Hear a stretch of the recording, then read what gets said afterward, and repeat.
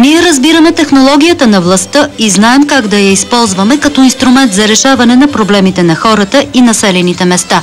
Това заяви на предизборен митинг в Павел баня лидерът на ДПС Ахмед Доган. Той подчерта, че навсякъде, откъдето ДПС мине, кипи от живот и от надежда. ДПС е продукт на демокрацията и не се бои от атаките на новоизлюпени псевдополитици, допълни Ахмед Доган. ДПС, не знам какво, сега има организация на страната. Тези хора нямат собствени идеи. Не искам да ги споменавам, да не ги легитимирам. Просто за мен те са ми интересни главно като лабораторни продукти. Лабораторни продукти на политиката, на историята. Той човека сам живота си не мога да оправи, е решил да стане политик.